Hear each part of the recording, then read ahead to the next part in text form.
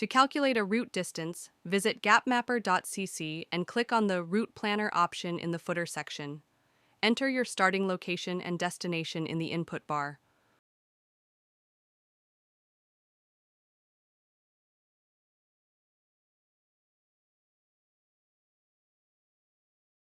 Click on Calculate Route to view the distance and estimated travel time, displayed right above the map.